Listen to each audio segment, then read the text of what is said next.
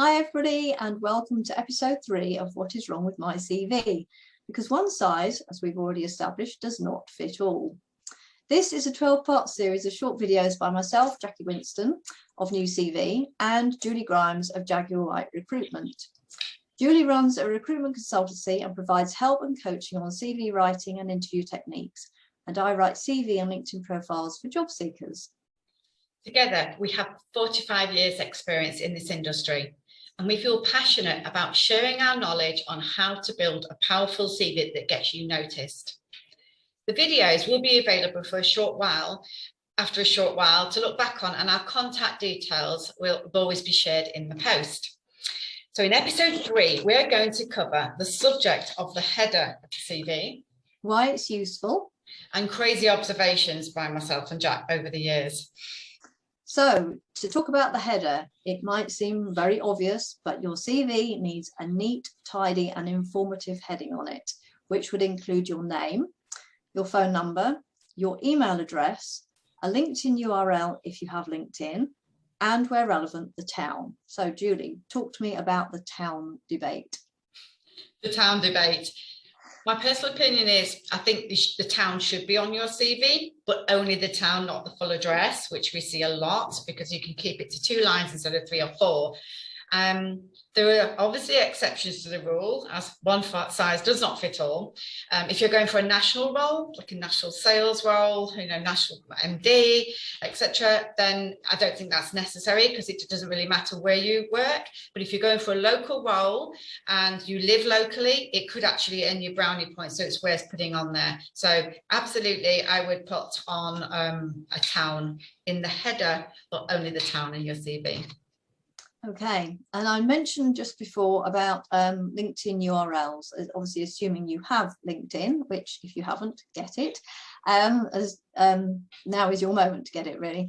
But you need to customize your URL, because when you put it on the top of your CV, what you will get is random letters and numbers when you first sign up, which they put on the end to make it unique.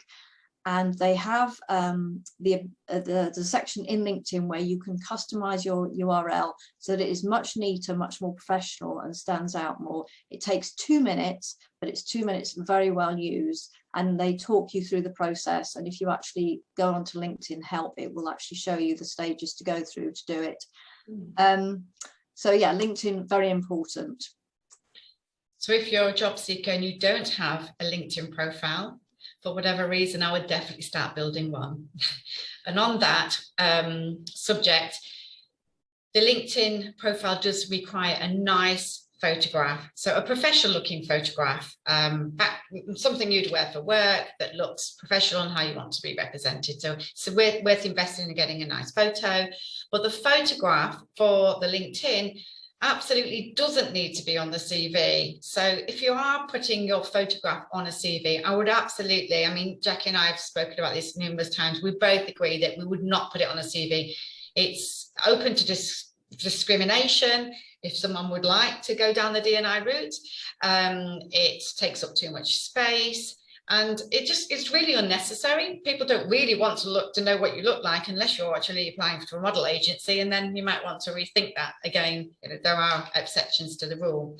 And just going back to that LinkedIn, I just wanted to mention, Jack, that once you set up your LinkedIn, you put it on your CV. I see this a few times as well. It's worth making sure the link actually works, and it will only work if it's underlined and it's turned blue. So it's absolutely, it just keeps everything moving in the right direction when you're talking to potential employers. They can click on it, and it's a fast way of getting to LinkedIn.